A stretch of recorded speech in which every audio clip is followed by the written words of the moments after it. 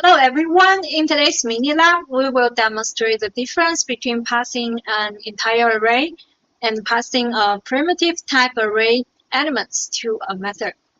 So let's begin. Talking is too much, so we will using the examples to explain the differences. Let's give it a name like pass array. So we have created our class. So here let's create our main method. Within the main method, we should let's declare and initialize a fixed array. I mean the array with specific values in each position. For example, I'm using this way of initialization: 1, 2, 3, 4, 5. Right? I only have 5 elements in the array.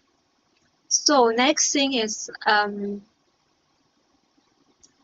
let's first print out the value. Okay, so for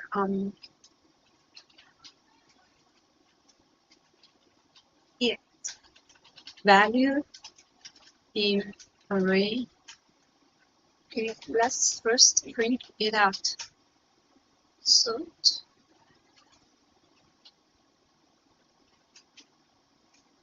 maybe a tab %d indicates the value. Okay, then let's write it to have a look over the output. Okay, as you can see, we have printed out the array itself, and after that, let's see, like we want to modify the array. So like we may have to have another method that is the modify array, and here we will pass the entire arrays to it. And after that, we will print out it again. So now what we'll have to do is implement this method. So after the main method, we will have another method that is public static void modify array. This is referring to the same array method name, right? So here is an array type. This is array. So array, let's say the parameter, we give it another name like array1, right? So you will not feeling confused. In this array, we want to multiply the original element value by 2. All right, so what can we do here is, okay, let's implement the operation. I is equal to 1. I is smaller than this, supposed to be a semicolon. I is smaller than array1 dot length, right? We get out the length in the I++. Each time we set the value to be 2 times. So that means array1 I is equal to array1 I multiplied by 2, right? And this line of code, we can simplify it as, let's see, how can we write it? How can we write it? Is equal to multiply. Okay, that's it. So now, since now the 1, 2, 3, 4, 5 supposed to become double, that is 2, 4, 6, 8, 10. So let's run it and take a look over the result. As you can see, 1, 2, 3, 4, and 1, 4, 6, but why the first one doesn't change? It's pretty interesting, right? So here let's take a new line here. So we just leave it empty. So as you can see, 1, 4, 6, 8, 10. So what's the matter here? Oh, here we should set it to be there. So let's run it again.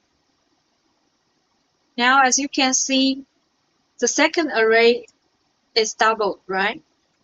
So, but what if I only want to modify a specific element in the array? So that means we cannot pass the whole array into this method. What we can do is that only we just pass the specific position to it. So let's write a new method here. We say that it is modify. We don't modify array, we modify the element, right? And we pass like array a specific element. Let's say the array 3 to it. So, and let's print it again.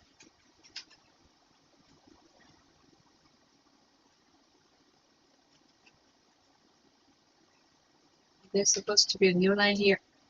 And then we declare we have method here, right? And but we didn't implement it. So here let's implement it. Public static void modified elements. Okay. Since we are passing a primitive type, right?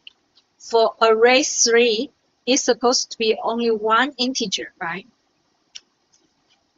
As we only pass one element there. So it's not an array, it's only a type of variable. And the type is int, because the original array is integer type. So here we say the is element.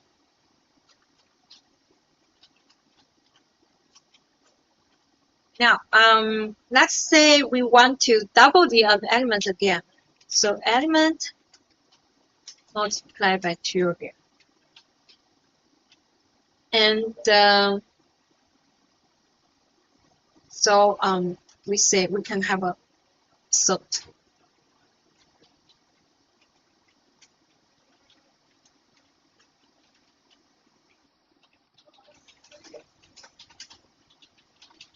Value of element is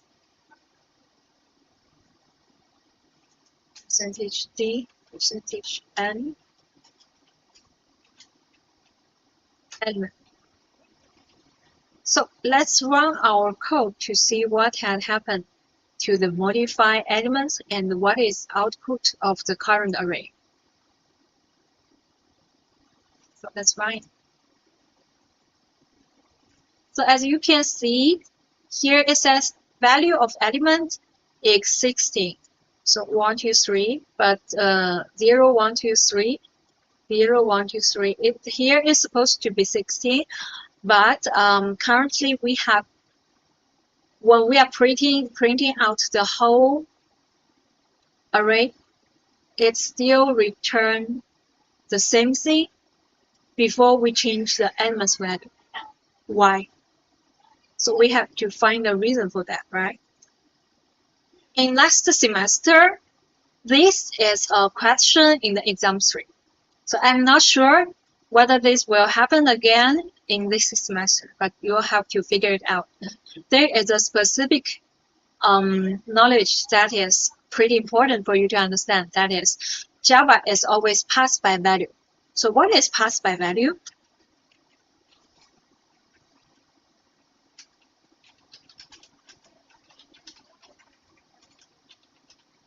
I think in our next lecture or the previous lecture, I don't know because this is pre-recording video. So we will have talking it a lot during the regular sessions. But here, let's just modify the code. How can we, so that we can modify elements successfully by passing the correct value to the method. So here we pass the array3 here, right? That means we are just passing the value. We are not passing the array. So if we want to modify the values in the original array list, what we have to do is we have to pass the whole array to it, and we'll have to pass the specific position we want to modify to the method at the same time. So we can write something like using the overloading. Sorry.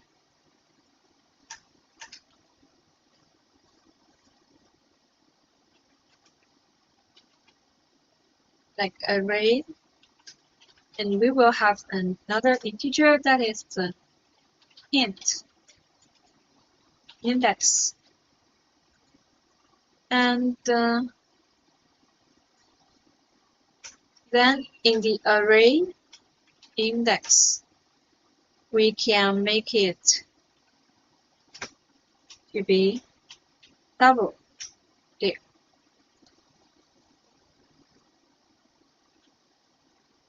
And we say let's remove this line. We just or we say we can keep that line, but just pass this to it.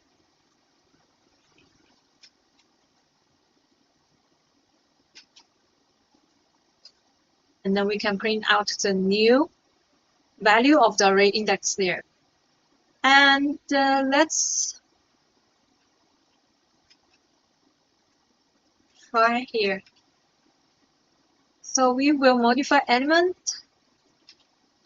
with array, and the position to be modified is supposed to be 3.